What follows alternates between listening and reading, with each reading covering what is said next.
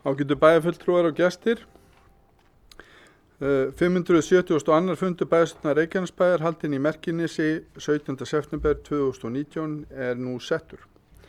Mættir eru bæjarfulltrúarnir Friðjón Einarsson, Guðný Birna Guðmundsdóttir, Steinmir Gauti Fjellstedt, Díana Hilmarsdóttir, Guðbrandur Einarsson, Gunnar Felix Rúnarsson, Gunnar Þórarinsson, Margrét Ólöf Sanders, Baldur Guðmundsson, Anna Sigríður Jóhannesdóttir og sá sem hér stendur Jóhann Friðrik Friðriksson ásamt bæjarstjóra Kjartani Má Kjartanssyni.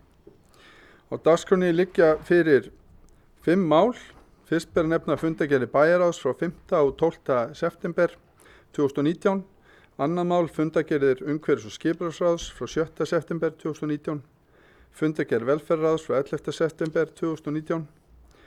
Síðan munum við kjósa aðalfulltrúa í stjórn Reykjaneshafnar sem 4. mál á dagskrá og 5. mál stefnumótun Reykjanesbæjar til ársins 2030 síðari umræða. Við munum hefja dagskrá og 1. máli fundargerðum bæjarráðs frá 5. og 12. september og gefi orðið laust fundargerðir bæjarráðs. Friðjón Einarsson hefur hvað sér hljóðs, svo vel Friðjón.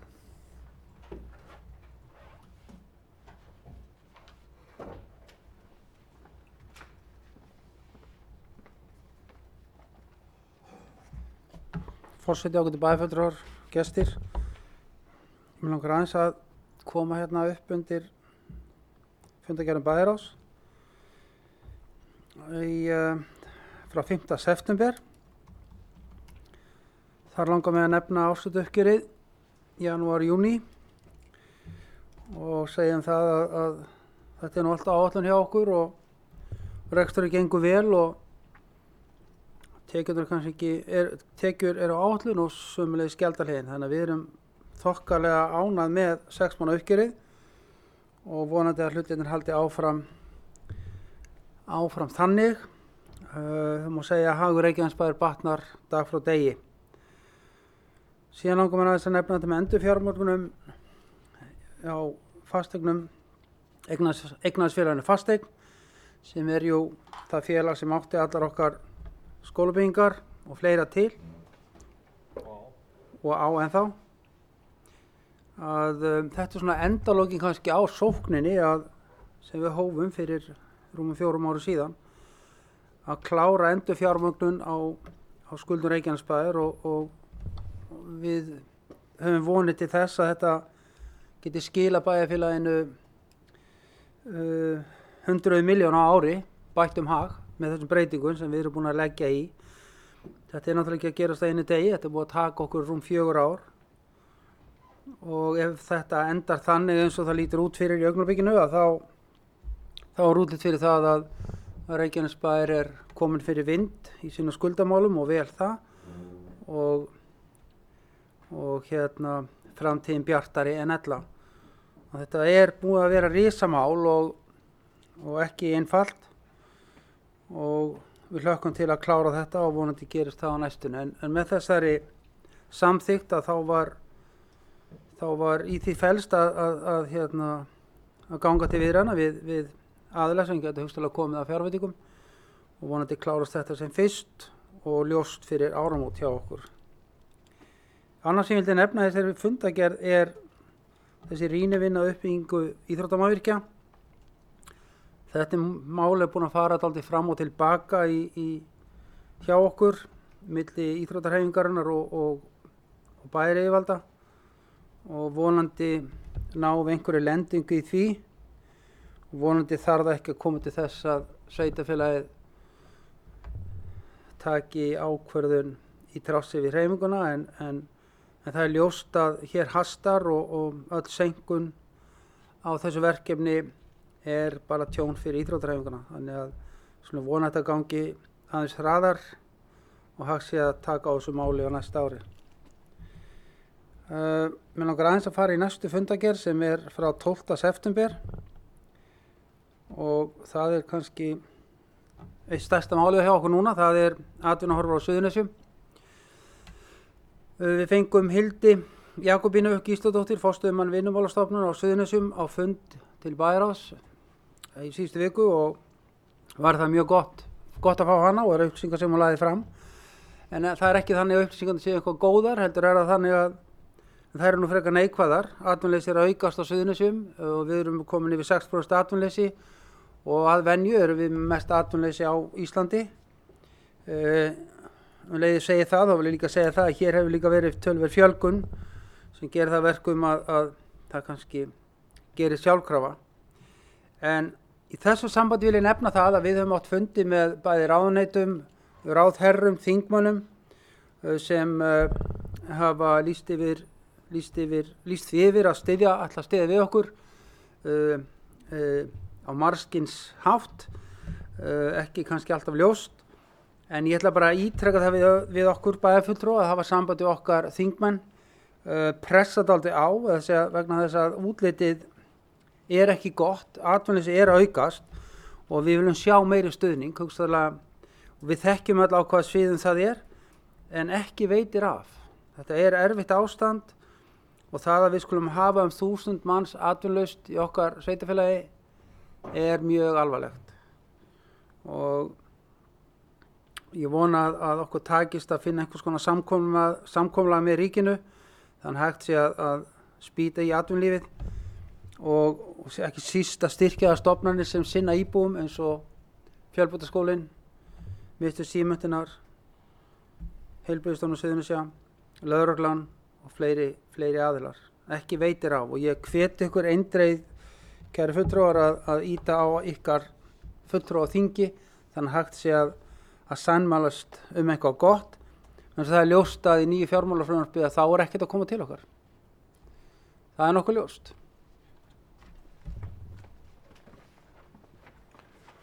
Orðið er laust. Margrét Sandnesjóð kastar ljós. Gjörðu svo vel, Margrét.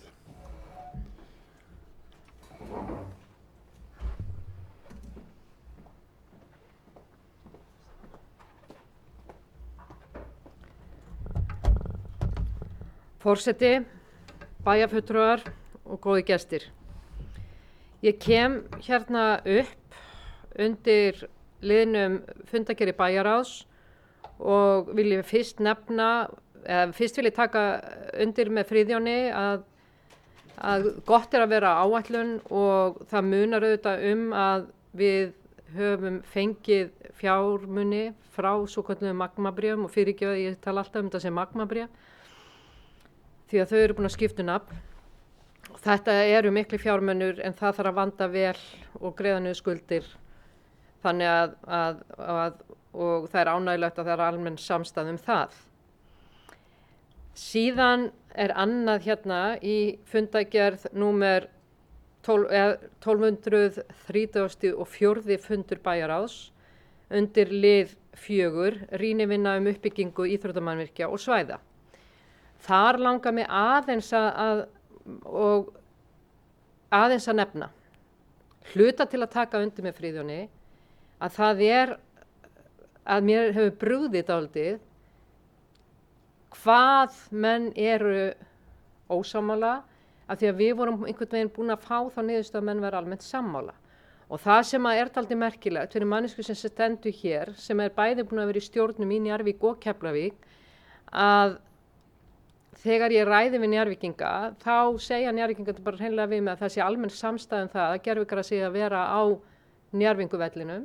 Svo tala við Keflvíkinga og þá segja ég að það er almenn samstæðan það að það vantar aðstöðu hjá okkur og þá að vera á Malavellinum. Aftur á móti, að þá er líka uppi þriðja hugmynd sem ég ætla ekki einu svona að nefna því ég ætla ekki að blanda mér í þetta. Það sem að ég hef aftur á móti áhyggjur af er, fórum við fram úr rúminu á vitlausan hátt, með vitlausan fót.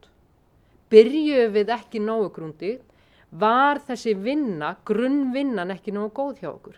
Og við hefum bara verið að gagnrýnin á það. Þetta er miklu meira heldur en gervigrasvöllur. Þetta er auðvitað framtíðar uppbygging okkar frábæra sveitafélags sem að er orðið miklu stærra og það er ekki mjög hagstæð hvernig byggðin liggur til langt og mjótt sveitafélag. Njarðvíkingunum finnst þetta augljóst að Njarðvíkingar eru bara að fara inn í Njarðvík. Njarðvíkingar margir segja bara að kemur ekki til greina, þetta er hjartað og svo framvegis.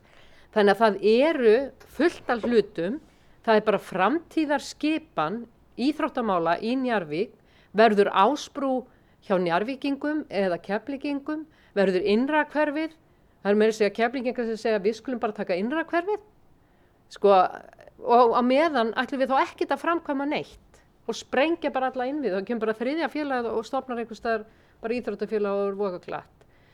Ég myndi leggja það til að við myndum bara sameinast það að fá okkar frábæra ráðgjafa sem að var með okkur í hérna í stefnumótuninni eða þá bjóða það út og vinna rýnivinnu öðruvísi en að hitta bara þessa aðila sem að eru stjórnin Njarðvíkur og Keflavíkur. Það þarf að hitta fullt af rýnihópum. Það þarf að hitta þá sem er að vinna að unglingastarfinu. Það þarf að vinna kvennaráðið, það þarf að hitta aðalstjórnindan, það þarf að hitta körfuboltan, fótboltan. Það þarf að vinna meiri grunnvinnu þarna greinilega og það er hægt að gera það á núllleitni. Við fáum bara alvöru verkstjóra í þetta og sameinist það þessi þá Njarðvík, þetta er 3 höfða þurs að mínum mati. Þetta er Njarðvík, þetta er Keflavík og þetta er bærinn. Og við getum algjörlega náð samkomulagið þarna vegna þess að eins og sama hvað við segjum að eins og við getum talað mikið að sé ágreiningur þá er algjörlega frábært að sitja við borð með öllum þessum aðilum. Þar sem menn eru bara sammála að aðstæðan er svona og það þarf að laga þetta og hitt. Og meira að segja ótrúlega sammála forgangsröðun. Þannig að ég held þetta sé eina leiðin til þess að ná einhverju viti og okkur, eða mig langar líka til þess að spyrja, hver er að bera ábyrgð á þessu verkefni? Er það sviðstjóri fræðslusviðs? Er það sviðstjóri umhverfis- og skipulagssviðs? Er það íþróttafulltrúinn og tómstundafulltrúinn okkar? Er það bæjarstjóri? Eða er það ég? Eða er það Friðjón?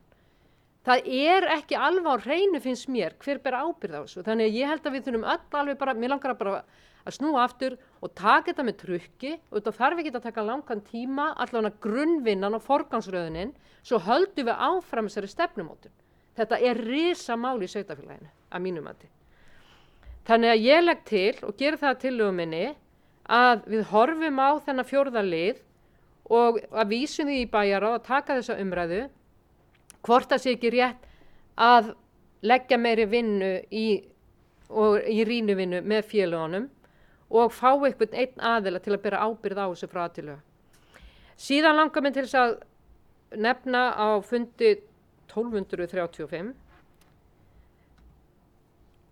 gististaður í flokki 2 að Melási 9. Þar ég var ekki í bæjarráði og Anna Sigurður var þar fyrir mína hönd, eða sem varamaður minn, og þar kemur starfsmaður bæjarins inn.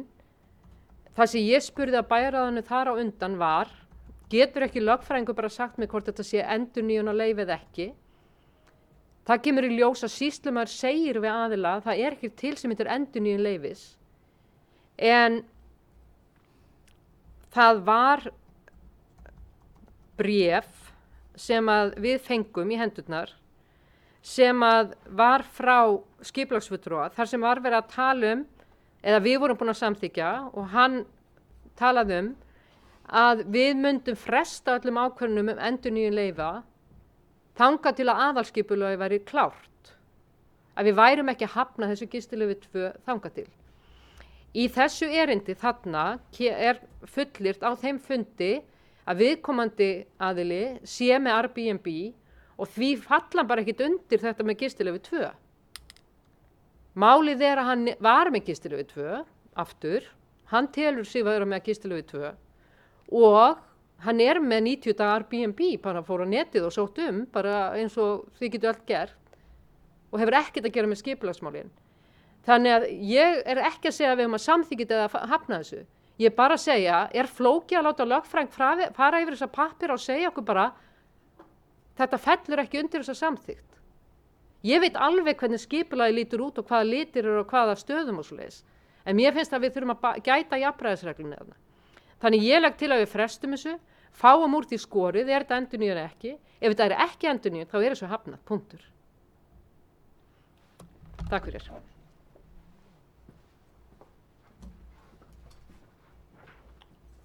Já, orðið er laust. Friðjón Einarsson hefur hvað sér hljóðs. Svo vel, Friðjón.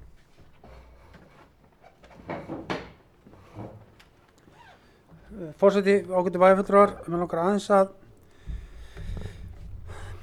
skiptast á skoðuna hérna. Fyrsta lagi varðandi Magma-bréfið. Ég ætla að segja þetta enn einu sinni við bæjarfulltrúar Margréti Sandes. Magma-bréfið dó fyrir 3 árum síðan. Peningarnir eru ekki út Magma-bréfinu, þannig að það sé alveg skýrt og það væri bara hollt og gott að bæjarfulltrúarnir geri sér grein fyrir því að þetta er ekki Magma-bréf peningar. Bréfið var ekki borgað og dó drottni sínum. Í stað bréfsins með samningum fengum við hlutabréfi HS Orku sem nú hafa verið seld. Þannig að þetta er ekki Magma-bréfið, bara það sé alveg á hreinu. Í 2 vil ég segja varðandi rýnivinnuna. Það var nefnd sem íþróttafélögin tóku þátt í, fulltrúar íþróttafélagana, þar sem bæði íþróttafélögin á sínum tíma samþykktu að völlurinn ætti að vera fyrir aftan Reykjanesvöll. Þar var einróma samþykkt. Síðan þegar að við förum á stað með grunnvinnuna núna á vegum Capacent og þá fögnuðu bæði félögin því að við ætlum að byggja völl fyrir aftan Reykjanesvöllina. Bæði félög. En leið og við sögum að það ætti að vera aðalvöllurinn í Reykjanesbæ með stúku, þá fór allt í baklás. Og þar liggur hundurinn grafinn í raun og veru. Af því að í 2 ár hafa menn verið sammála að gera þetta. Hugmyndin er gömul frá 2006. En leið og við sögum að þetta vera sameiginlegu keppnisvöllur beggja liða, þá fór allt í strand. Það er bara staðan í málinu.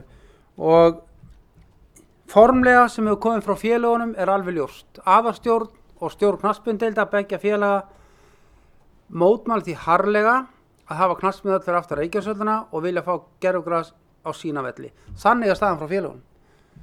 Líka annað, vinnan hjá Capacent var mjög vel gerð. Það voru 140 athugasemdir frá félögunum sem kom inn. 140 athugasemdir. Þannig að það er kannski komið svo tímapunktur að sveitarfélagið taki ákvörðun og líka út af því þá finnst mér skrítið að bæjarfulltrúar Margrét skuli hver ber ábyrgðina. Hún veit vel hvað þetta er. Við erum með fagráð sem er íþróttaráð, sem er að vinna í verkefninu. Framkvæmdastjórinn, sviðsstjóri, Helgi og síðan íþróttafulltrúi eru auðvitað með ábyrgðina daglega og síðan er það bæjarstjórinn sem ber á endanum ábyrgð á rekstri sveitarfélagsins. Þannig að ég skil ekki alveg hvað hann á við með það að hver ber ábyrgðina. Mínu veit er það alveg klárt. Svo ætla ég að segja varðandi mál 2 Melás. Ég ætla bara að biðja bæjarfulltrúar Margréti að lesa gögnin sem send voru á síðasta bæjarráðsfund. Af því að þar kemur fram nákvæmlega hver staðan var á málinu. Viðkomandi aðili sótti nýtt leyfi. Hann sótti nýtt leyfi vegna þess að hann hafði ekki gistileyfi 2. Það er málið. Og þess vegna er þessu hafnað. Hann sótti nýtt leyfi. Það sést á öllum pappirum og hann veit það líka sjálfur, enda er hann búinn að senda nýtt erindi núna, þar sem hann viðurkennir það, en finnst að hann verið dálítið á skjön við kerfið. En hann sótti nýtt leyfi, ekki endurnýjun. Það er alveg ljóst. Þannig á þeirri forsendu þá er þessu hafnað, af því að þetta er nýtt leyfi, ekki endurnýjun. Gunnar Þórarinsson hefur hvað sér hljóðs. Gjörðu svo vel Gunnar, velkomin í pontu.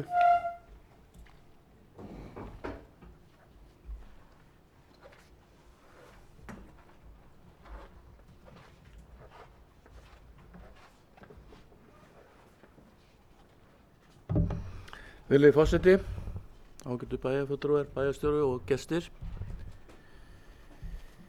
Ég ætla að koma hérna aðeins inn á þau mál sem hér hefur verið fjallað Annars vegar þetta svokallaða Magma-bréf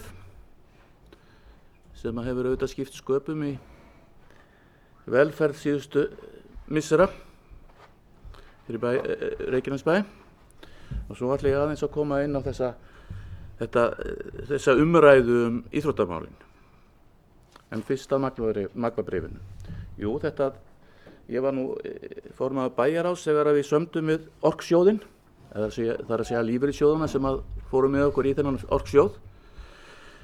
Þar sem að við lögðum inn svo kallað magmabréf sem var í raun og veru skuldabréf með veði í hlutabréfum í HS Orku. Nú þegar að þetta var ekki greitt á tilsettum tíma að þá var undir að ganga að þessum hlutabréfum í HS. Við fengum þau, þar að segja orksjóðurinn, og orksjóðurinn, eins og við vitum, seldi síðan í fyrra reyndar.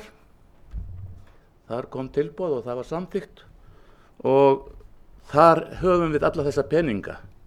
Það er að segja hlutabréfansins sem voru seld þar út af þessari skuld sem við tókum yfir.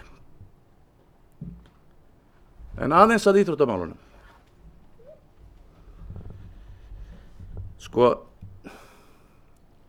ég held við ættum að horfa fyrst á það þar sem að skórinn kreppir.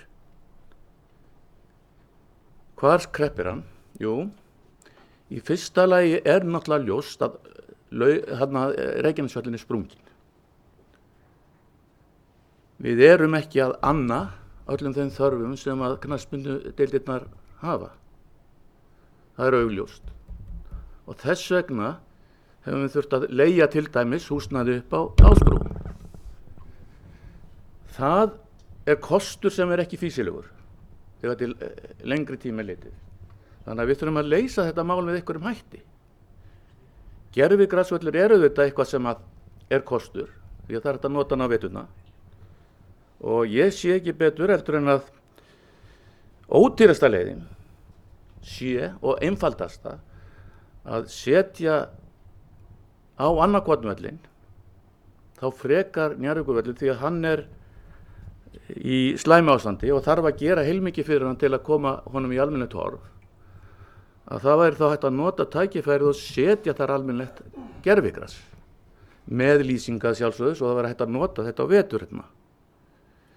Þetta er í raun og veru miklu ódýrara að mínu mati heldur en nokkuð tíman að fara að byggja nýjan völl við Reykjanesvöllina með væntanlega búningsklefum og einhverju stúku svo hægt sé að horfa á leiki sem að eru þarna.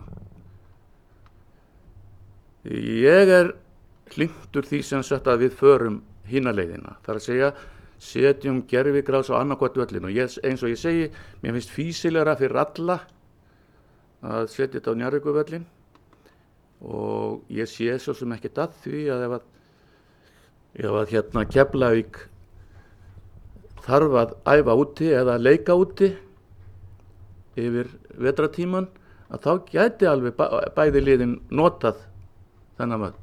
Það er ekkert því til fyrirstöðu. Varðandi það að einhver er í hverfi og svoleiðis, þetta er náttúrulega bara íbúarnir sem að ráða því hvar þeir æfa og stunda íþróttir. Ef að Njarðvík sem hefur auðvitað tekið aðeins sér að reka íþróttastarfi inn í Njarðvík annars vegar og hefur áhuga á því að reka íþróttastarfi í Stapaskóla, þykist ég vita, gera tilkalli þess allavega að þá er það svona eðlilegra einfaldlega vegna þess að stendur þau nær í svona því sem að við höfum upplæðið gegnum árið. Þetta er Njarðvíkursvæði en það eru þetta bara íbúan að ráða því hvar þeir æfa og það er gott ef það er hægt að bæta þetta strætókerfi þannig að menn geti farið á milli og ekkert verið að spurja því hvort þeir eru í Keflavík eða Njarðvík. Það er bara fínt og alveg ástæðulaust að vera að rífast yfir því. Það þarf auðvitað að taka ákvörðun í þessu máli en síðan er það hitt að það er annar staðar sem kreppir að. Körfuboltan í Njarðvík er náttúrulega í algjörum vandræðum það vofir yfir þeim að þeir missi í raun og veru réttin til að keppa í sínu húsi. Það er búið að gera það í mörg ár og alltaf verður þeir á einhverjum bráðabirgða samkomunarlagi við KKÍ. Þetta er bara óviðunandi. En ekki bara það, heldur líka, það vantar í raun og veru félagsaðstöðu fyrir félagið. Algjörlega. Hún er hvorki fugl né fiskur. Og þetta verðum við að laga. Og ég ætla nú ekkert að fara að standa gegn því að menn byggi nýjan völl, ef menn vilja það. En ég er bara að benda á það að það kostar miklu meira. Miklu meira. Alveg augljóst. Notum mannvirkin sem við höfum og reynum að skipulega geta í kringum það og verum ekki að bæta við nýjum velli, nýrri stúku, nýjum búningskljófa sem að nýtist ekki nægilega vel í rauninni.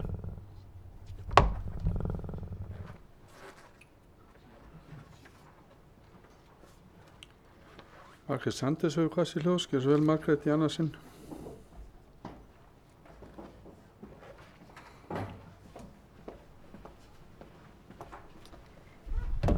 Forseti, bæjarfulltrúar, góði gestir.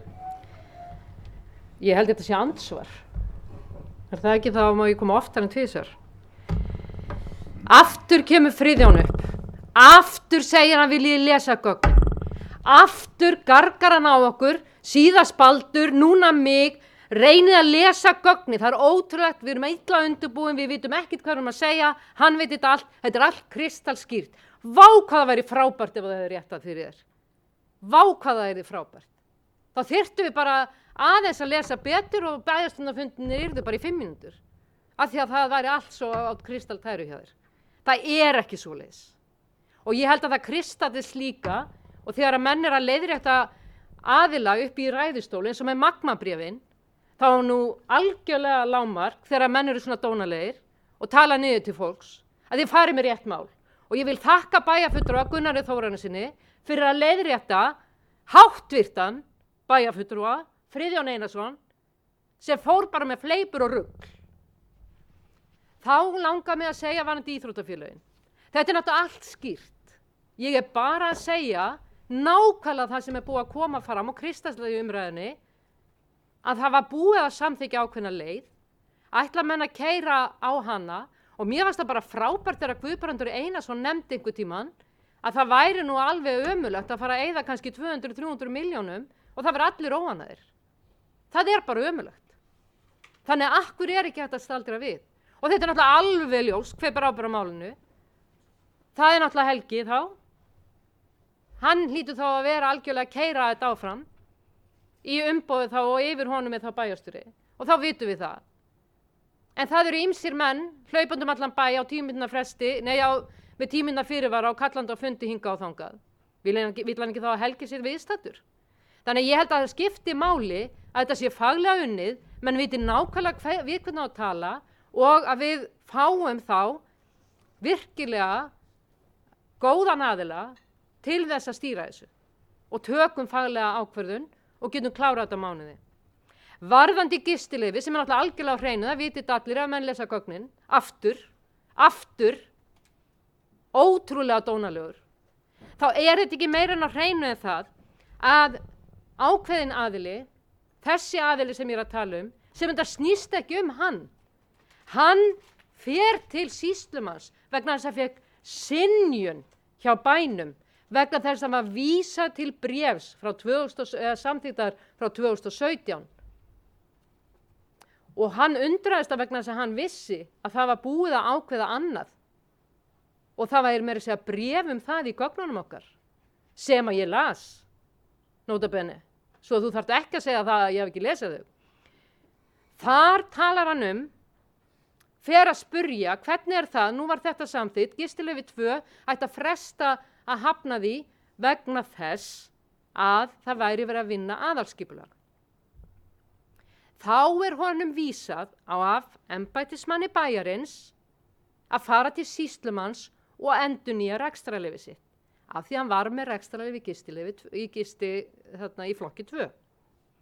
Hann fer til sýslumanns, sýslumaður segir, svo ég vitni bara hérna, það er ekkert sem heitir að endurnýja leyfi, þú verður að sækja nýtt leyfi. Það er ekki hægt að endurnýja leyfi, það verður að sækja nýtt leyfi. Það er aldrei endurnýju leyfi. Þannig að hann fer aftur til bæjarins og ég nefni þetta í bæjaráði, algjörlega óháð einstaklingnum, heldur við verðum einhvern veginn að skoða að þetta gengur ekki að vera að senda manni fram og tilbaka. Það er sendt umsagn á skjaladeildina og skjaladeildin segir nei, þú ert ekki að senda okkur, þú ert að tala um heilbrigðiseftirlitið.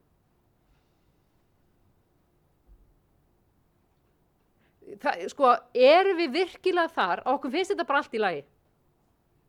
Það er bara þetta sem við erum að spyrja hérna. Þráttur að hafa lesið gögnin.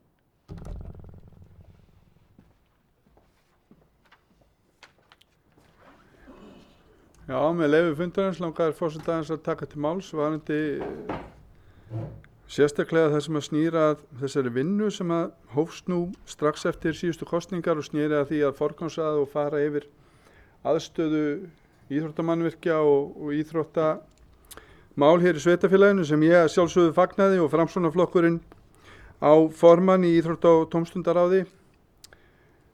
Ég held að allflestir flokkar í bæjarstjórn eigi þar sinn fulltrúa. Nú það er skemmst frá því að segja að það var fenginn ráðgjafi til þess að vinna ansi góða skýrslu að mér fannst Capacent. Það þekkta ráðgjafa fyrirtæki sem hefur unnið auðvitað af ýmsum málum fyrir sveitarfélagið gegnum tíðina. Sama fyrirtæki og hefur unnið með bæjarstjórn og stýrihópi í þeirri vinnu sem hefur unnin gagnvart stefnumótun sveitarfélagsins til 2030.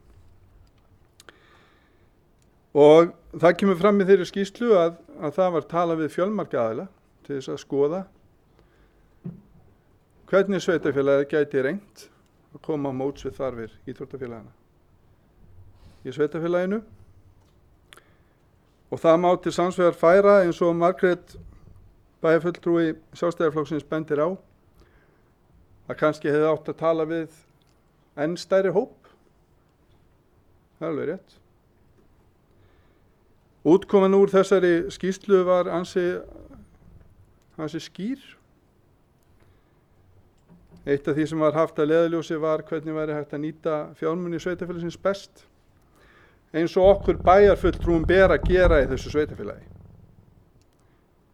Við tökum ekki á móti einhverjum óskalistum frá einhverjum hagsmunahópum út í bæ. Við reynum að vinna með öllum sem við mögulega getum og að sjálfsögðu íþróttahreyfingunni. En það vill nú þannig til að ansi margir bæjarfulltrúar hér í bæjarstjórn hafa verið virkir þáttakendur eða komið að því starfi gegnum tíðina. Vita þar að leiðandi mæta vel hversu mikilvægt það er að halda vel utanum og hlúa að íþróttastarfi í sveitarfélaginu. Nú, íþrótta- og tómstundaráð var einhuga þá hugmynd sem að ráðið setti fram. Þar voru aðilar úr öllum flokkum, eða allflestum. Og auðvitað er það alltaf bæjarstjórnar að taka loka ákvörðun í því. Málið fór inn í bæjarráð og fékk þar umræðu einnig því að vísa til bæjarstjóra sem að í framhaldinu fundaði með félögunum. Málið var síðan aftur vísað inn í bæjarráð. Og í fundagerð 1234 er lagt til að málinu sé vísað aftur til íþrótta- og tómstundaráðs til þess að meta þær hugmyndir sem að íþróttafélögin eru búin að leggja fram, meta þær kostnaðarlega séð til þess að það sé hægt að halda áfram í þessari miklu og góðu vinnu sem skiptir auðvitað gríðarlega miklu máli. Það er ekkert í þessu ferli sem að sýnir fram á það að það sé eitthvað verið að flýta sér, en auðvitað er það rétt hjá Gunnari Þórarinssyni að það er flýtir. Það eru ákveðnir þættir í íþróttastarfinu sem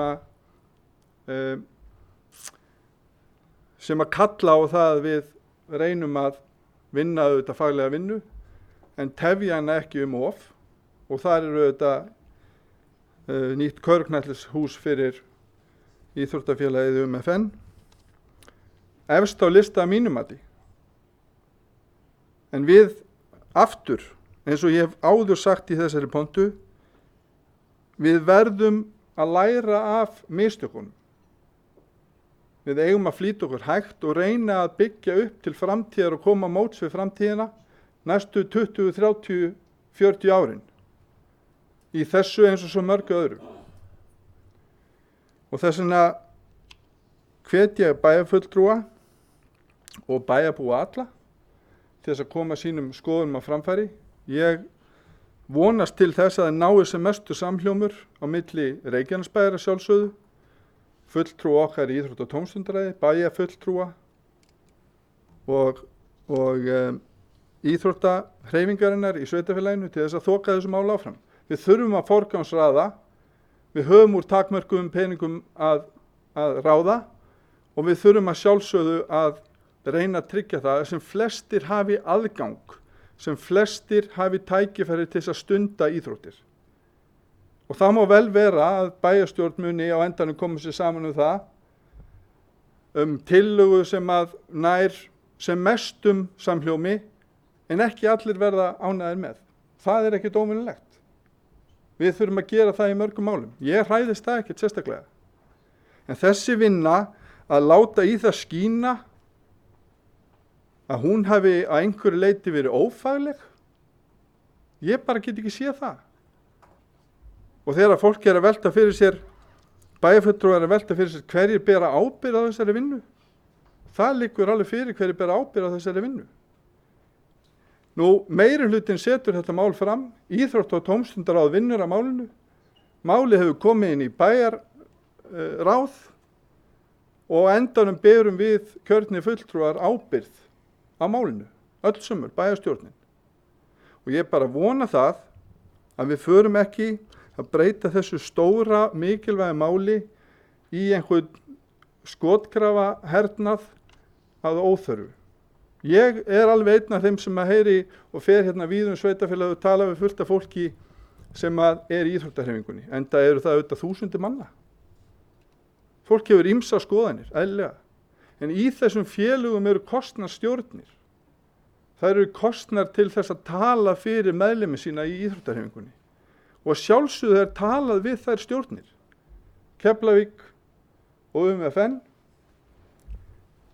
IRB í einhverjum tilvikum og síðan eru þetta undir þessum ágætu stjórnum deildir, misstórar, sumar vikta meir en aðrar og þær hafa sínar skoðanir.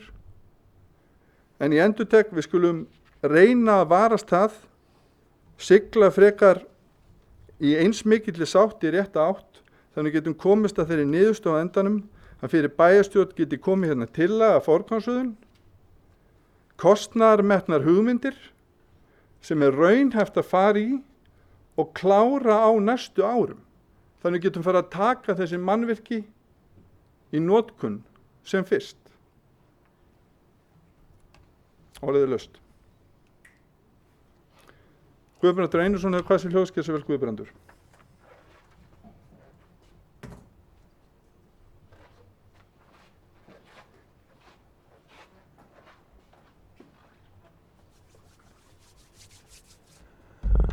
Virðulegur forseti, ágætu bæjarfulltrúar.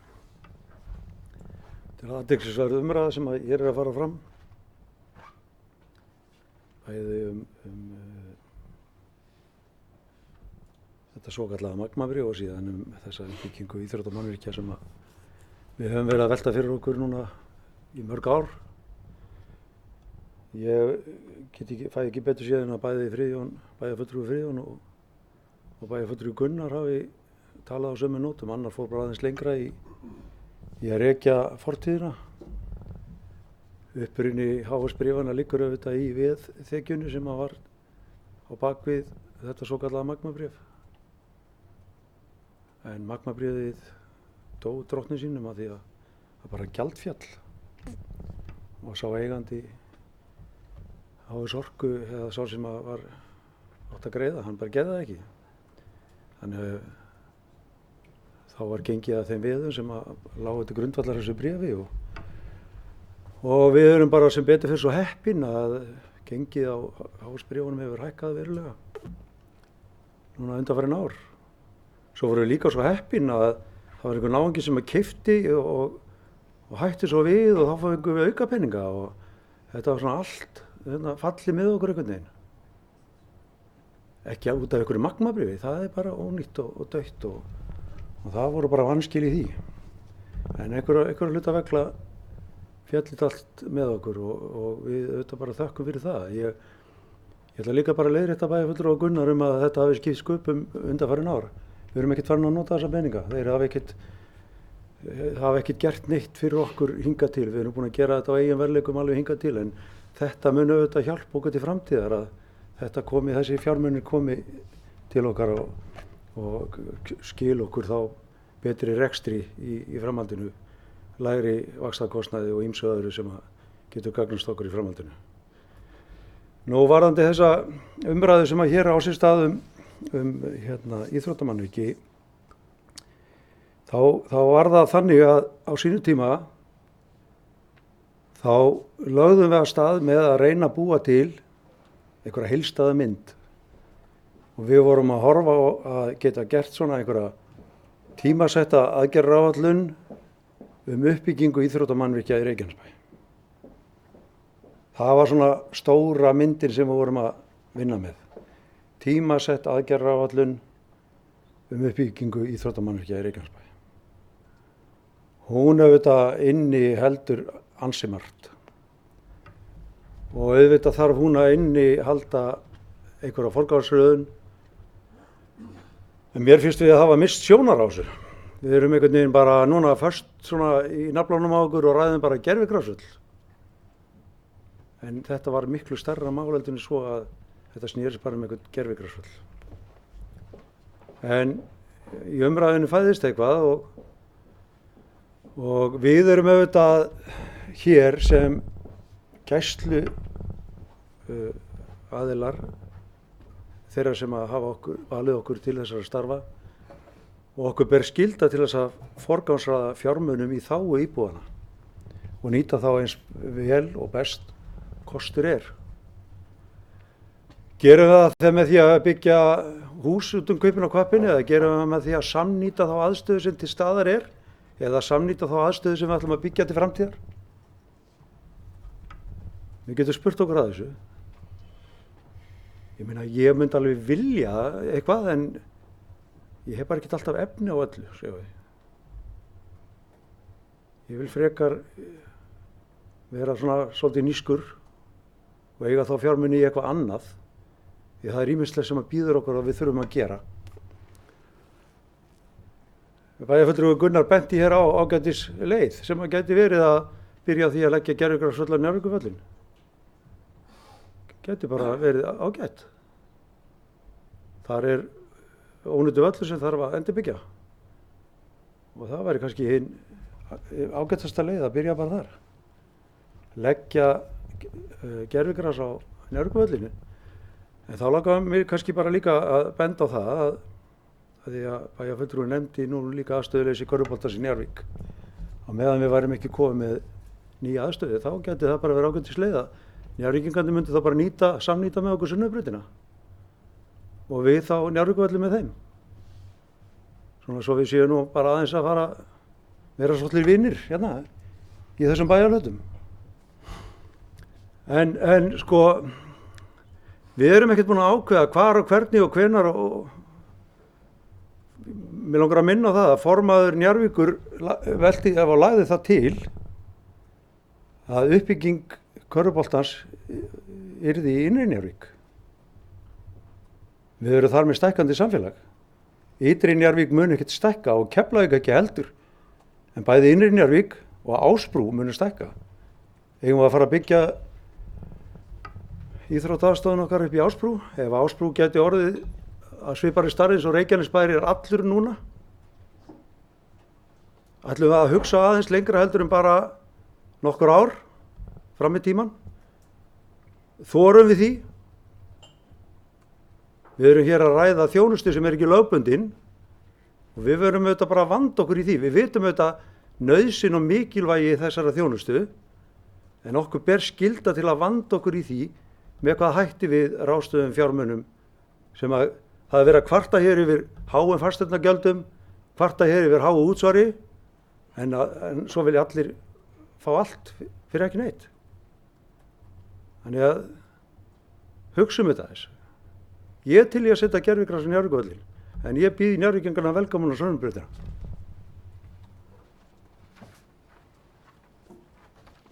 Orðið er laust. Baldur Guðmundsson hefur kvassi hljóðs, gerðu svo vel Baldur, velkomin í pontu.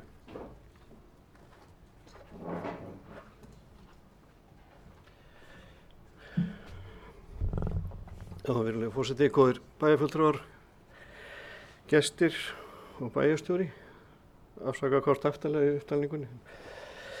Ég ætla kannski ekki alveg að fara að tala fótboltann, Keflavík Njarðvík, ég kom ekki með legglífar þannig að ég legg ekki alveg í þessa umræðu. En samt við ætlum aðeins að blanda mér í þetta. Það sem við erum svona að kalla eftir að einmitt, það vilja allir fá allt fyrir ekkert. Ef við myndum, maður verður að vanda sig, þannig að maður sé ekki að móðga neitt. Við erum bara að tala að halda áfram þessari vinnu með ráðgjafa. Ráðgjafi vinnur með þessum ábyrgðaraðila hjá bænum, Helgi til dæmis, hann er þá bara með verkefnið. Hann mynda bara, og þeir ásamt einhverjum fulltrúum félagana mynda vinnuhóp til að skoða þetta, kostnaða með þetta og leggja fram einhverja sviðsmyndir þannig að við getum tekið upplýsta og skynsamlega ákvörðun. Þetta er svona það sem við erum að kalla eftir. Það er náttúrulega skilar einhver, við erum bara hérna að rífast hvar á að spila körfubolta og hvaða lið að spila hvar og hvernig og á hvaða efni, hvort það er að vera dúkur eða parkett eða svo framvegis. Við erum að eyða tíman í tóma vitleysu sem við ætlum að reyna að leysa þetta á þessum vettvangi. Þannig að það sem við erum að biðja að þetta sé bara sett af stað, vinna og þegar við komum vel á leið í Capacent með þetta, að halda bara áfram, gera þetta vel. Við erum ekki að biðja neitt annað.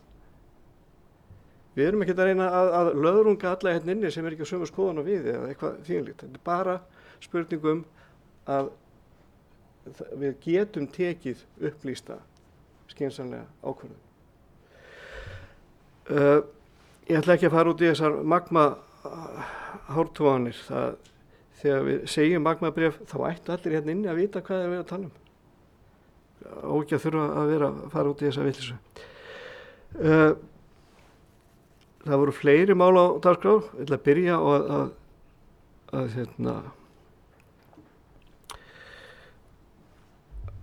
gefinni Önnu Sigríði réttan föður.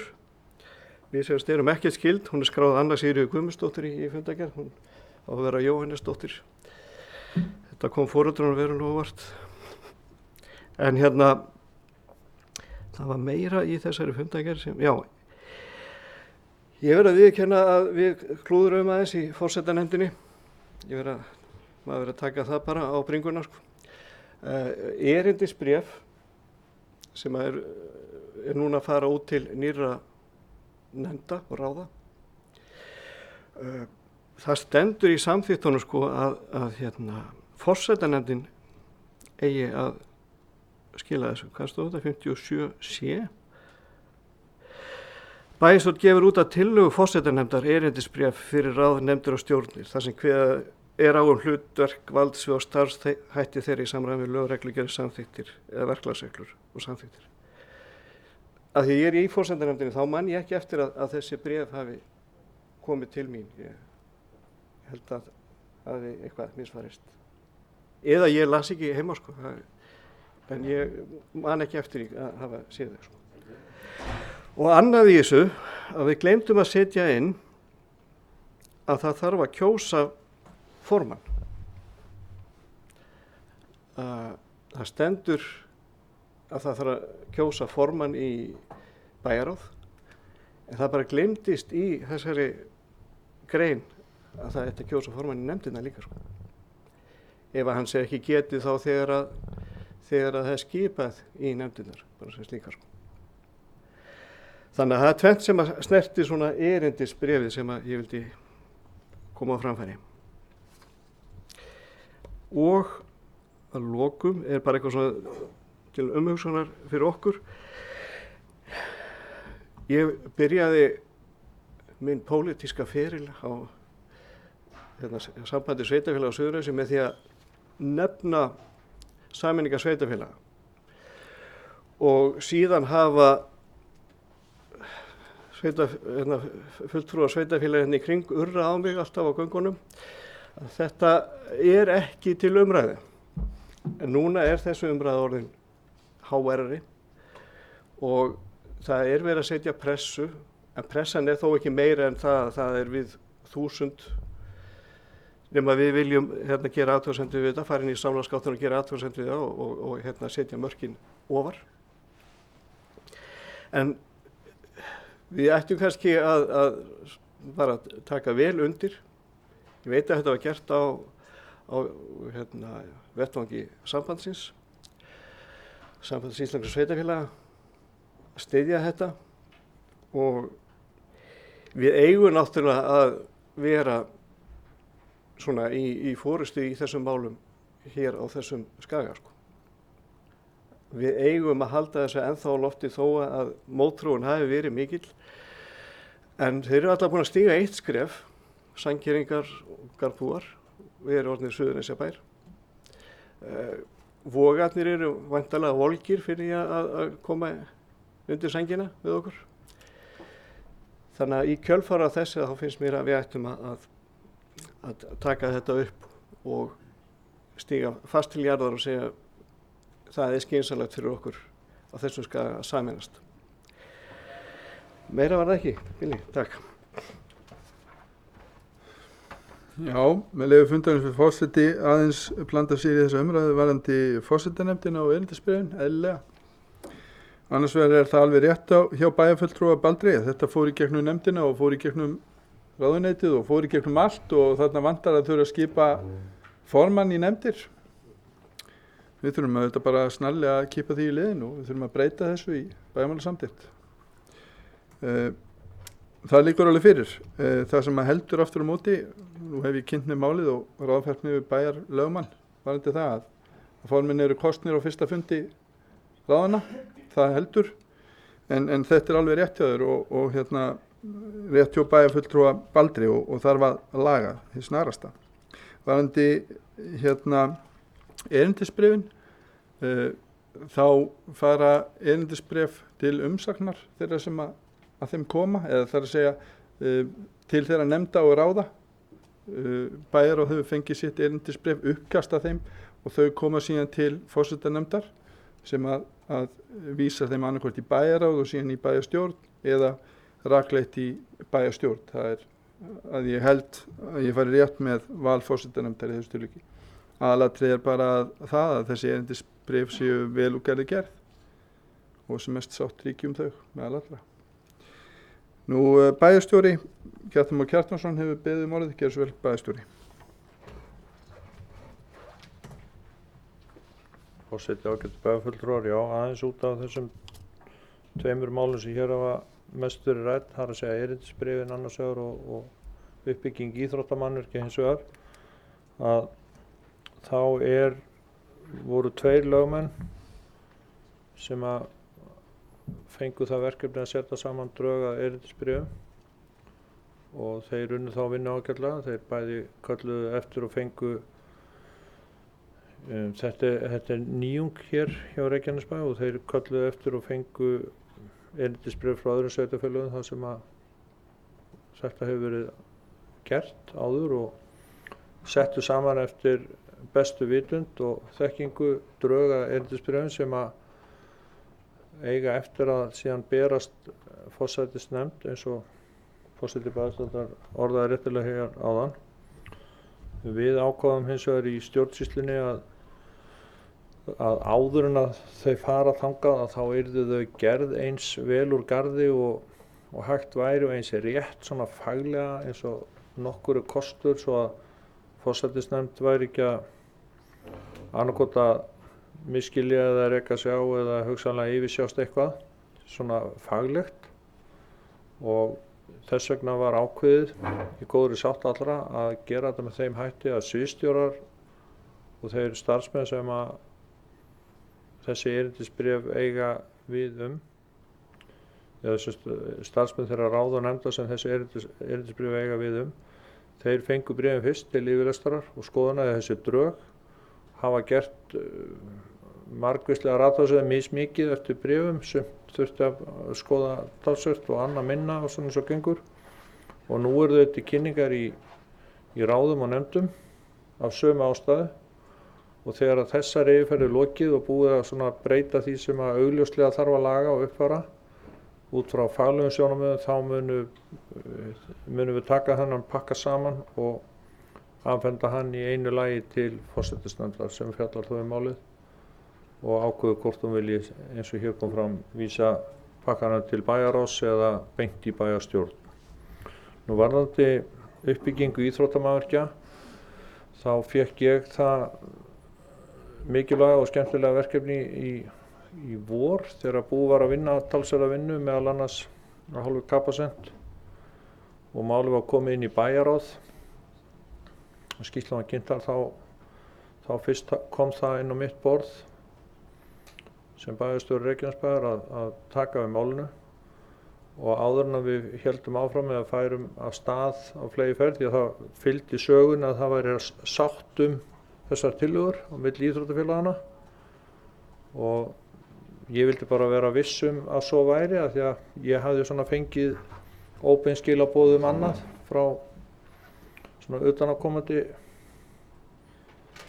ábendingar það, þannig að ég vildi bara vera viss það og kallaði því til annars vegar fulltrúa UMFN, og þá mættu framkvæmdastjóri, formaður aðalstjórnar og fulltrúar bæði körfuknattleiksdeildar og knattspyrnudeildar, og þá skynjaði ég annan tón, þar að segja að það var ekki endilega sátt þær tillögur sem að Capacent hafði lagt fram, heldur var aðeins áherslumunur á því hjá UMFN, og það sama var upp á teiningnum hjá Keflavík íþróttaungmennafélagi, að þeir komu fulltrúar bæði formaður og framkvæmdastjóri og fulltrúar knattspyrnudeildar og körfuknattleiksdeildar og höfðu öðruvísi skoðanir á hlutunum heldur en að búið var að segja mér að samstæða værum.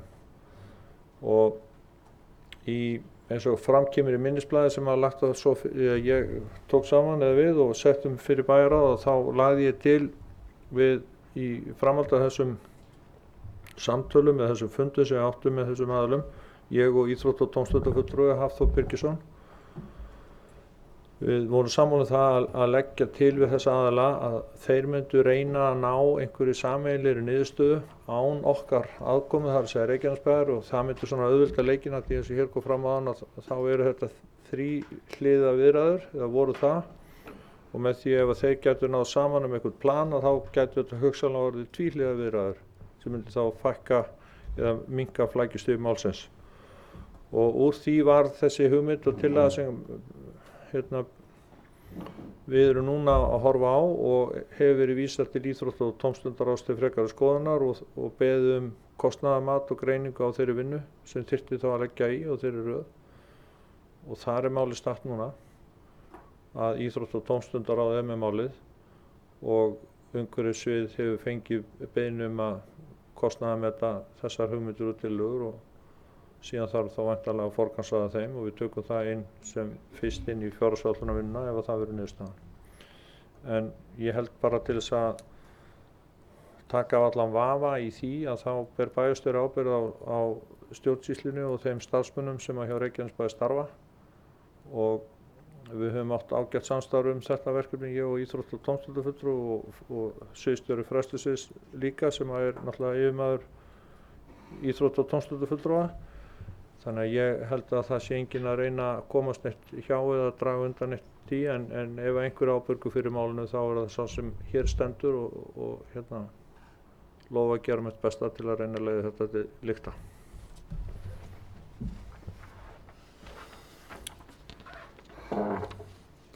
Margrét Sanders hefur hvað sér hljós, gjör svo Margrét.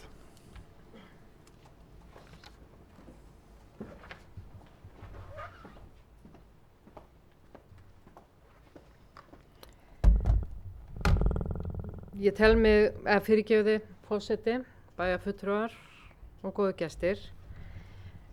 Ég tel mig núna til þess að koma hérna upp og leiðrétta það að ef ég hef sagt, sem að ég held að ég hef ekki sagt, og þarf að hlusta á það aftur, að Capacent hefði ekki unnið faglega, þá vil ég algjörlega bera það tilbaka og er búin að margoft hæla Capacent fyrir þeirra stefnumótunarvinnu sem fór fram og verður væntanlega til umræðu á næsta fundi. Það sem ég held aftur á móti í þessari vinnu, sem er framhald af þessu, er kannski að við vorum ekki nógu góð eða ekki ákváðum ekki að leggja nógu mikið í þetta. Þetta kostar auðvitað. Þannig að vinnan sem að þeir fóru í, þá er bara spurning, var nógu mikið lagt í hana? Og þá fer ég einmitt, mér langar þá fyrst að nefna að það kemur einmitt hérna fram í gögnunum að það var fundur með UMFN og Keflavík með ráðgjafa Capacent eftir að búið að vera að kynna Capacent skýrsluna uppbyggingu yfir íþróttamannvirkja svæða í Reykjanesbæ sem Friðjón nefndi mitt hérna í pontu að var einmitt kveikjan þegar sú skýrsla kemur fram og það var ekkert búið að fara yfir hann með íþróttafélögunum en menn lesa það í vikufréttum og líta á það því að það var orðað bara að þetta veri stefnumótunin og það litu allir á það einhvern veginn þannig. Þannig að það kveikir í mönnum og verður bara mikil reiði. Þessi fundir voru ágætir, skils mér, en á þeim fundi loknum, þegar var verið að tala um þetta, þá er lagt til að stofna verið stýrihópur sem samanstendur af 4 aðilum, eins og bæjarstjóri nefndi áðan, sem að ég tel, eftir að menn hafi verið að tala um þessa vinnu, að það þurfi hlutlausan aðila, bærin þarf þá ekkert að koma að því, mér er alveg sama. Af því að ég tel að íþróttafélagin verður bara komið niðurstöðu, en það þarf hlutlaus aðili að skrifa fundagerð og láta menn bara skrifa undir það sem eru ákveða. Þannig að það kom ekki aftur eftir fundi að menn eru bara ósammála eftir fundi hvað var talað um. Þannig að ég held að við þurfum ekki að vera að rífast um það hér. Ég er bara að segja að mér finnst þetta bara óþægileg staða þegar við erum að fara að leggja mikið upp í uppbyggingu. Síðan er bæjarstjóri, hann einmitt lagði fram mjög gott minnisblað til bæjaráðs sem er dagsett 16. júlí og þar er tekin fram ákveðin forgangsröðun og hvernig þetta á að vera. En menn eru bara, og er þá að vitna í bókanir og fleira. Og þá eru menn sammála og svo verður það ósammála. Þannig að við þurfum auðvitað bara að fá niðurstöðu í þetta. Varðandi það að bera ábyrgð á verkefni, þá getum við auðvitað verið með allt skipuritið. Það er auðvitað þannig. Við getum algjörlega farið í það og sagt bara á bæjarstjóri bara að hann á bara að stjórna öllu. Þó við séum með frábæran bæjarstjóra, þá bara, er þetta ákveðin verkefnastjórnun sem að þarf að eiga sér stað og mér fannst það kristalslagt áðan að þegar að menn eru að tala um það er alveg skýrt að Helgi ber ábyrgðina en Kjartan er yfir honum, eða bæjarstjóri er yfir þeim, eða fræðslustjóri ber ábyrgðina og bæjarstjóri er yfir honum. Og svo er haldinn fundur og þá er það íþrótt- og tómstundafulltrúi sem mætir á fundin. Og þá eru íþróttafélögin að tala um hver ber ábyrgð á þessu. En kannski bara er þetta alveg ljóst að því að skipurit er þannig að við getum farið á bæjaráð kannski næsta fundin. Er flókið að fá einn mann til þess að stýra þessu verkefni bara þannig að þetta sé bara verkefnastjórnun þannig að það er einhver sem einbyttir sér aðeins og kalla til þá aðila sem eiga og upplýsir æðstu stjórnendur svo sem bæjarstjóra eða sviðstjóra fræðslusviðs og svo framvegis. Ég sé ekki flækjustíð. Af hverju má ekki einn taka þetta bara að sér frá A til Ö þannig að hann sé þá verkefnastjóri verkefnisins. Ég sé ekki flækjustíð.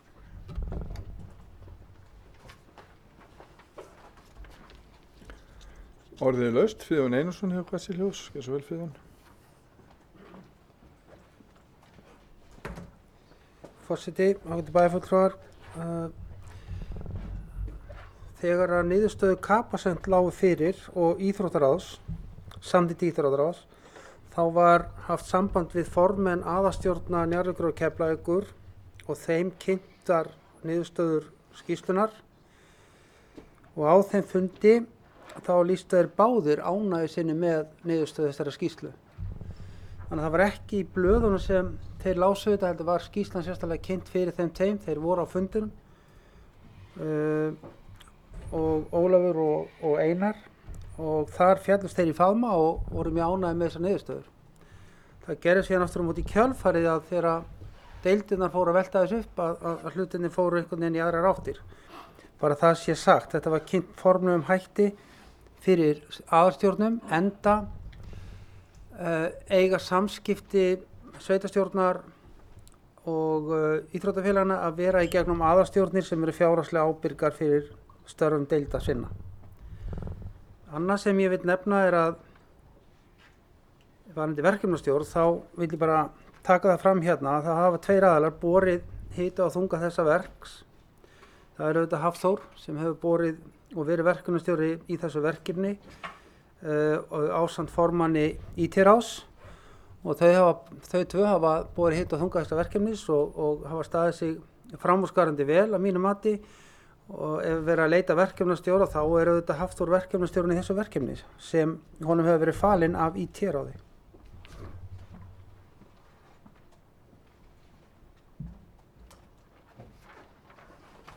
Já, við ræðum hér fundargerðir bæjarráðs sem er fyrsti liður á dagskrá og Baldur Guðmundsson hefur kassi hljóðsker, svo vel Baldur, velkomin í pontu.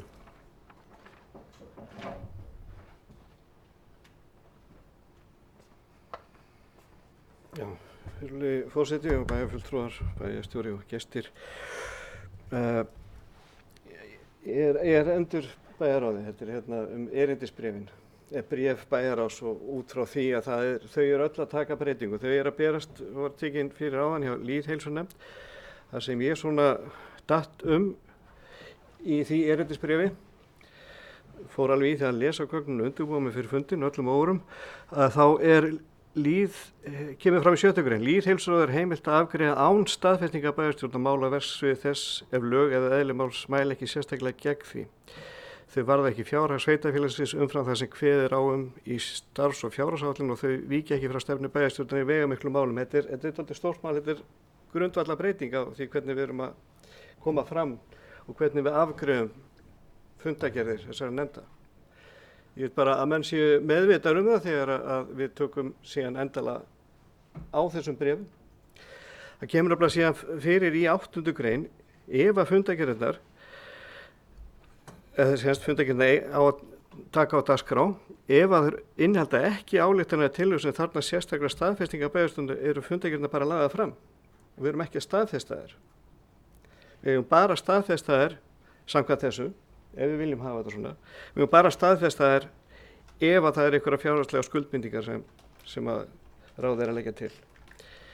Það er bara því að þetta er grundvallar breyting sem við verðum að leggja til, að við séum öll á sömu blaðsíðunni, sömu greininni og á sama lögblaðinu. Meira var það ekki. Nú þá er umræðu lokið. Afsaki Gunnar Þórunnsson hefur kvatt sér hljóðsker, svo vel Gunnar.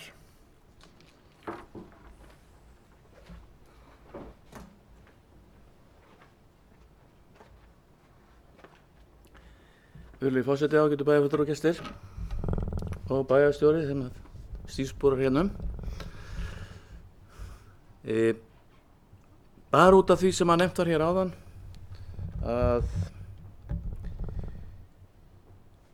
Keflavík væri boðið að vera á Njarðvíkurvellinum, þá talaði ég nú bara um það að þeir eru hérna vetrartíma þegar að krefti að í Reykjanesvellinni. Ég var nú ekki að gera ráð fyrir því að þeir myndu spila alla sína heimaleiki þar og gera ekki ráð fyrir því að Njarðvík og Keflavík væri sammála því að spila sama leik og þarna er talað þar að segja að deila húsi saman. Það vantar einfallega ýmislegt til þess að það gangi upp. Bara margt.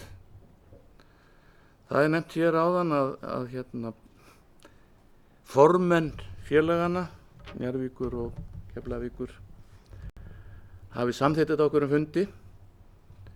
Það er nú sem betur fyrir þannig að félögin eru byggð upp með lýðræðislegum reglum og þar eru fjölskipaðar stjórnir sem taka í raun og veru niðurstöðuna og fara yfir hennar og gera grein fyrir því hvað þeir vilja, bara eins og hér í bæjarstjórn.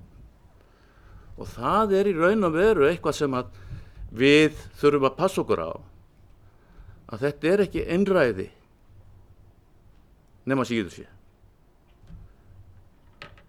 Við þurfum að auðvitað gæta okkar peninga hérna, bæjarsjóður. Það er bara líkur alveg í augum uppi. Og óþarfa að vera að eyða peningum í eitthvað óþarfa, en ég segi, það er ekki óþarfi að reisa mannvirki fyrir félag sem er komið út í horn. Þá er ég að tala um körfuboltann. Við þurfum eitthvað að gera við því. Það er engin lausn að fara að setja þetta upp í innra hverfið. Alls ekki. Miklu heppilegra og skynsamlegra að þetta sé á sama stað og knattspyrnan, það sé að íþróttafélögin ættu í raun að vera að hafa miðstöð hérna í miðjunni. Það er bara eðlilegt.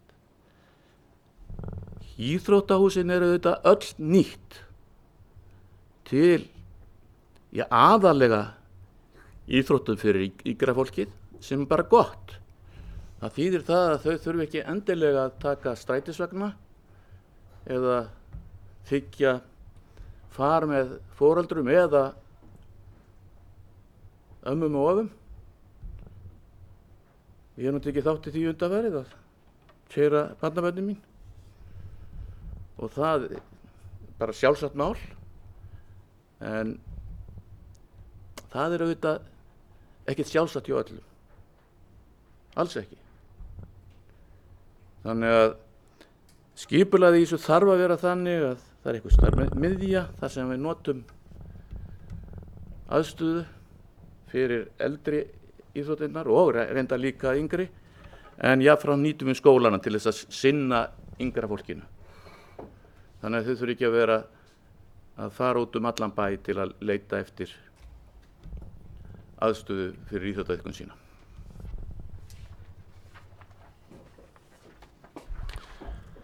Já, og ágætu bæjarfulltrúar, það fyrir fundunum liggur tillaga því að vísa fjórðumáli í fundargerð bæjarráðs nr. 1234 til bæjarráðs. Í þeim lið er því máli vísa til íþrótta- og tómstundaráðs.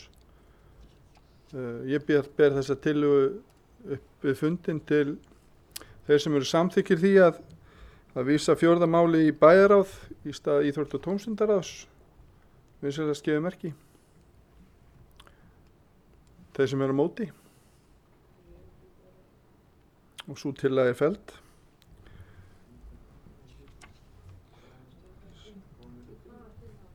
Ég ætla að biðja bæjarfulltrúum að taka eftir því sem framfer á fundinum.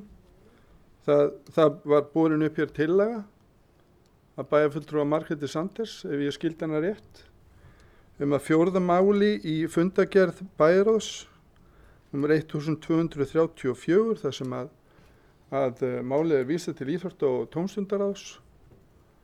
Hún lagði það til hér að málinu yrði vísað til bæjarráðs. Fyrir ekki rétt með? Margrét Sanders hefur ákveðið að gera grein fyrir tillögu sinni og gerðu svo vel, Margrét.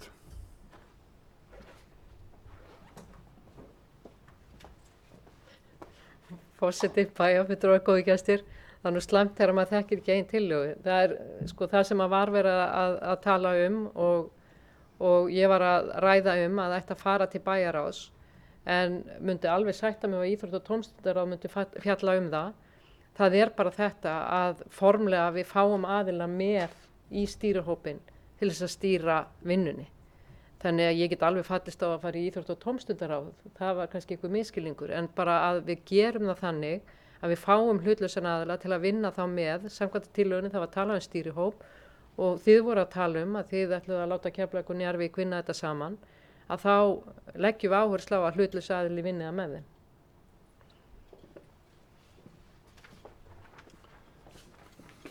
Nú forseti biðst afsökunar ef hann hefur miskilið orð Margrétar, en þá liggur þetta bara fyrir að bera fundargerð bæjarráðs frá 5. og 12. september 2019 upp við fundin til samþykktar. Þeir sem geta samþykkt fundargerðirnar vinsamlegast gefið merki. Og fundargerðirnar eru samþykktar 11.0. Næst tökum við til á fundinum annan lið sem er fundargerð umhverfis- og skipulagsráðs frá 7. september 2019. Og að vanda munum við fara sérstaklega yfir þá þætti í fundargerð sem að þarf að samþykkja sérstaklega og taka til umræðu ef bæjarfulltrúum sýnir svo. Fyrst ber að nefna 7. lið í fundargerð, Hafnargata, Suðurgata, Skólavegur, Vatnsnesvegur, deiliskipulag. Það er 7. liður í fundargerðinni og gef ég orðið laust 7. lið í fundargerð. Og það er engin bæjarfulltrúar sem kveður sér hljóðsvarandi 7. lið og ber ég 7. lið undir fundin til samþykktar, þeir sem geta samþykkt 7. lið vinsamlegast gefið merki. Og hann mun vera samþykktur 11.0. Næst er það 8. liður í fundargerð, Faxabraut 51, bílskúr og orðið laust 8. lið í fundargerð. Hefur einhver bæjarfulltrúi áhuga á því að taka til máls, svo er ekki, þá ber ég 8. lið í fundargerð upp við fundin til samþykktar, þeir sem geta samþykkt 8. lið vinsamlegast gefið merki og hann er samþykktur 11.0. Næst er það 9. liður, Nesvegur 50, umsókn byggingarleyfi og gef ég orðið laust 9. lið í fundargerð. Það er enginn sem kveður sér hljóðs og þá ber ég hann undir fundin til samþyktar, þeir sem geta samþykkt 9. lið vinsamlegast gefið merki og hann er samþyktur 11.0 einnig. Nú þá er það fundargerðin frá 7. september í heild sinni, orðið laust fundargerðina. Það er enginn sem kveður sér hljóðs og ber ég þá fundargerðina undir fundin til samþyktar, þeir sem geta samþykkt fundargerðina vinsamlegast gefið merki og fundargerðin er samþykkt 11.0. Ágætu bæjarfulltrúar, næst er það fundargerð velferðarráðs frá 11. september 2019 og gef ég orðið laust fundargerð velferðarráðs. Og Guðbrandur Einarsson hefur hvað sér hljóðs, til þess að vera Guðbrandur.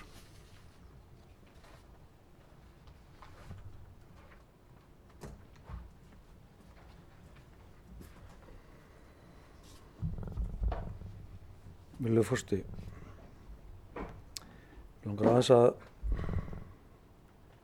gera undarsafni 5. liðin sem er mælaborð velferðarsviðs og tölulegar upplýsingar úr því mælaborði sem er auðvitað mjög áhugavert og merkilegt að skoða, bæði uppbyggingu samfélagsins okkar og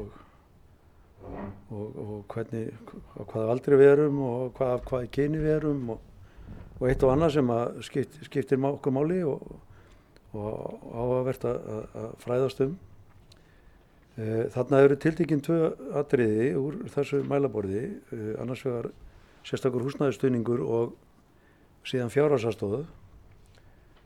Og þessi sérstaki húsnæðisstuðningur er auðvitað bara vegna þeirra breytingar sem að, eða vegna laga þennan lið.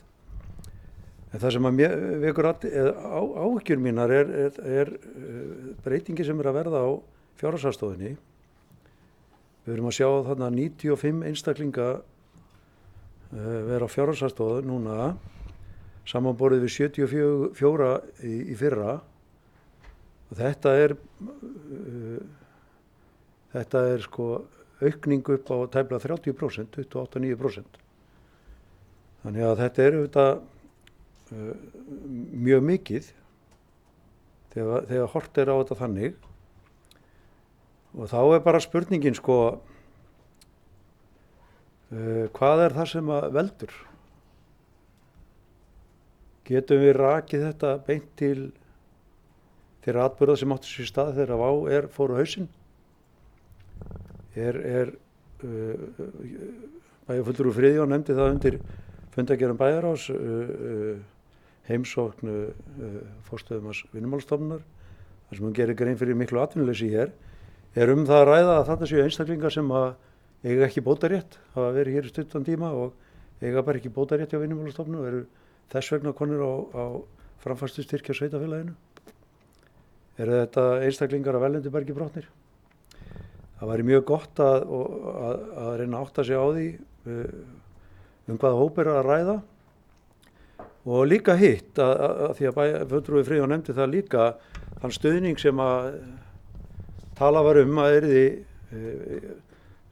veittur hér inn á svæðið, Ég hef það staðfest að það er búið að standa mjög vel að því allavega inn á þær menntastofnanir sem hér starfa, en ef að það er að gerast að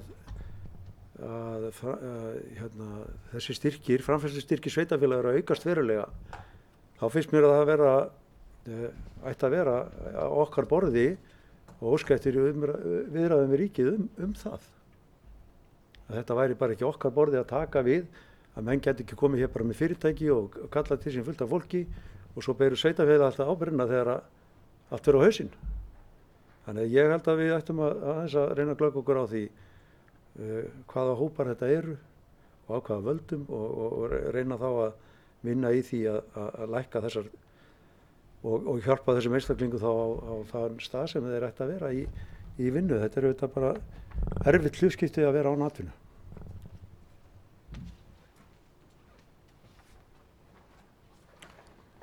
Orðið er laust. Guðný Birna Guðmundsdóttir hefur hvað sér hljóðs, gjör svo vel Guðný.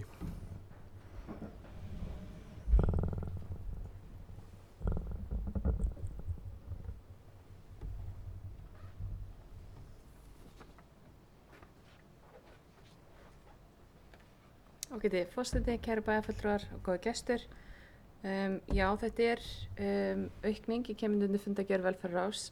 Það er vissulega aukning í fjárhagsaðstoð milli ára og þetta er eitthvað sem við höfum ágjör af, en þetta er, verð ég að segja minni, en ég átti von á miða við þetta ástand sem við höfum gengið í gegnum. En velferðarráð getur reynt að fá upplýsingar hvort þetta séu Íslendingar eða erlendi verkamenn eða hvað. En þetta getur líka verið á, eins og ég fikk góðan punkt frá forstöðumanni Bjargarinnar, Díunu, bæjarfulltrúa okkar, að þetta getur líka verið einstaklingar sem eru að klára sinn endurhæfingarlífeyri og eru í biðstöðu eftir örorku og það getur tekið allt upp í 12 vikur þetta millibils ástand. Og mér skilst að það sé eðlilegur gangur að fólk fara á fjárhagsaðstoð á þessu tímabili, þessu langa tímabili sem tekur að afgreiða þessar umsóknir. Þannig að það er svona alls konar punktar sem við þurfum að hafa í huga við þetta og við þurfum bara að reyna að greina þessar upplýsingar betur og auðvitað halda vel á spöðunum ef þetta versnar, sem er spurning eins og maður hefur mestar ágjör á hvað gerist í haust og í vetur. Þannig að við verðum bara að vera öll vakandi fyrir því að bregðast fljótt við. Takk.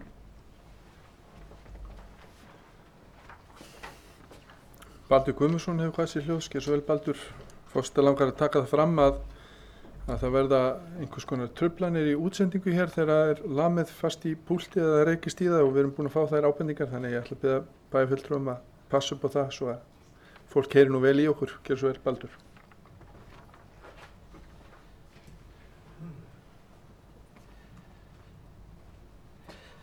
Virðulegur forseti, góðir bæjarfulltrúar, bæjarstjóri og gestur og starfsmaður. Það er þetta minnir mig á gott kvæði eftir Einar Má. Ef ég væri bilað sjónvarp myndi ég eflaust valda frekari truflunum í tilveru þinni. En menn hafa gaman af sögunni og rýna tilbaka og ég ætla ekki að gera lítið úr þessari fjárhagsaðstoð eða þessum bótum. En við bara var að spá í hvernig var þetta þegar svona fyrir 5 árum. Því ég náði ekki lengur aftur í fundargerðum á netinu. Það var að kafa aðeins betur til að ná í þetta. Þá var í júlí 2014, þá var fjárhagsaðstofan 23 milljónir og húsaleigubætur 35. Þannig að það er náðst alveg ágætis árangur ef við tökum þetta viðmið. Og að því að ég er svona aðeins að benda á það að það sem að stundum er kallað óráðsía, sökk og svínari, það fór líka í þessa aðstoð við þá sem að þurftu á því að halda. Þannig að mér langar bara að halda þessu líka til haga þegar við erum að tala um þennan lið akkurat. Við getum alveg farið í frekari hnútukast með alls konar eitthvað, en bara ef við skoðum bara þetta þá var það allavega þrefalt erfiðara fyrir 5 árum að standa undir þessu lið.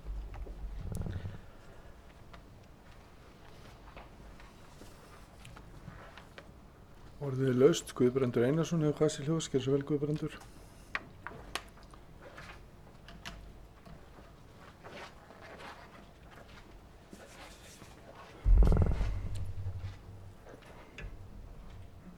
Ég held að Ponta sé nú kannski svolítið skjálfandi, það sé á þess að það sé verið að berja í hana, það verði þessi truflun. En ég verð nú að segja það, ég undrast það að bæjarfulltrúi Sjálfstæðisflokksins skuli koma hér upp og vera alltaf í þessu stöðu réttlætingum. Það sem kallað var óráðsía, sukk og svínari. Hverju voru að kalla það óráðsíu, sukk og svínari það sem að fór í félagslega aðstoð? Það hefur bara aldrei gerst. Aftur á móti voru menn gagnrýndir harðlega öll svo áætlanagerð sem að menn lögðu fram. Og meðal annars ég. Ég benti mönnum á það ár eftir ár að það var að vera að áætla allt og litla fjármuni inn á þetta svið. Inn í félagslega aðstoðina. Vegna þess að ég gerði mig grein fyrir ástandinu og það voru aðrir sem gerði sig grein fyrir ástandinu. Menn áætluðu bara allt og litla fjármuni inn á þetta svið og eydduðu mig eitthvað annað. Og það var það sem að menn kölluðu óráðsíu, sukk og svínari.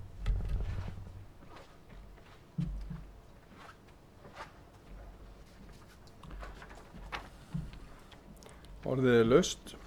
Fundargerðir velferðarráðs frá 11. september.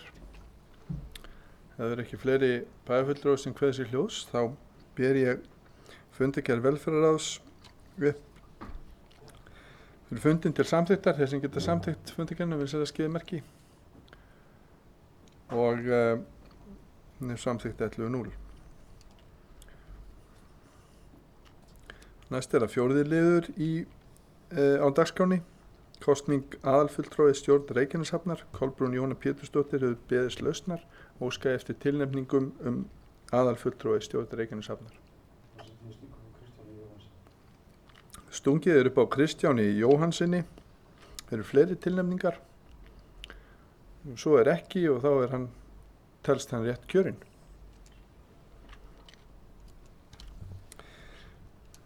Þá er fjórða liður lokið.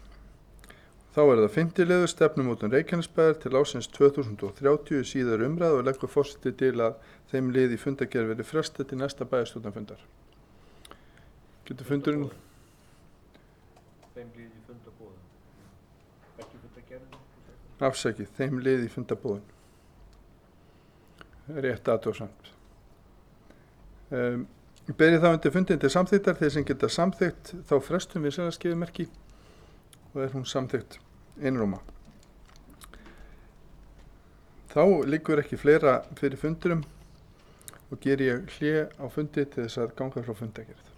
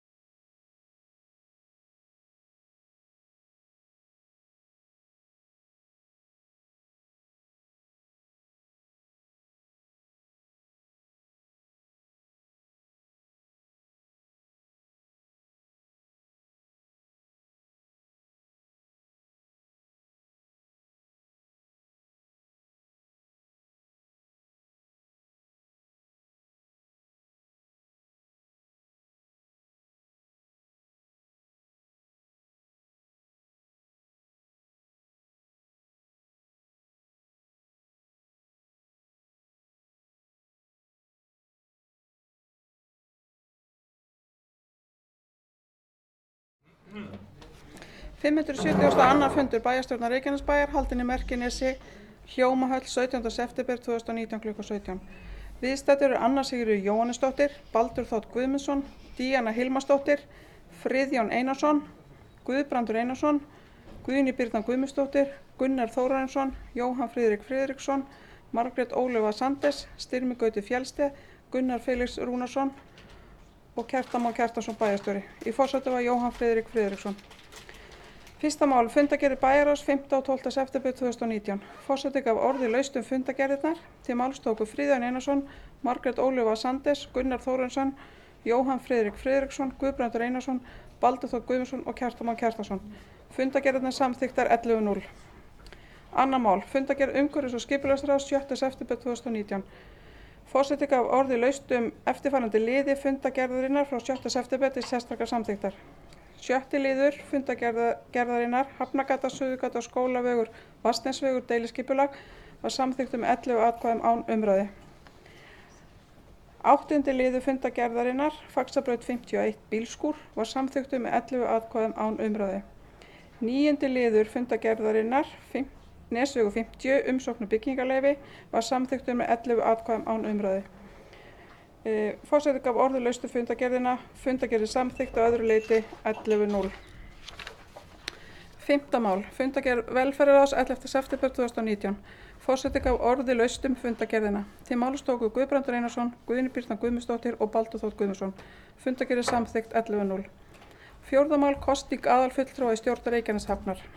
Kolbrún Jóna Pétursdóttir, aðalmaður í stjórn Reykjaneshafnar, hefur sagt sig úr stjórninni. Í hennar stað lagt til að Kristján Jóhannsson taki sæti í nefndinni og samþykkt samhljóða. 5. mál, stefnumótun Reykjanesbæjar til ársins 2030 síðar umræða. Forseti leggur til að málinu verði frestað og vísað til bæjarstjórnarfundar þann 1. október næstkomandi. Samþykkt samhljóða. Ágætu bæjarfulltrúar, þá liggur fyrir fundagerð fundarins. Þeir sem geta samþykkt fundagerðina vinsamlegast gefa merki. Og hún er samþykkt 11:0. Þar með fundi slítið, eigið gott kvöld.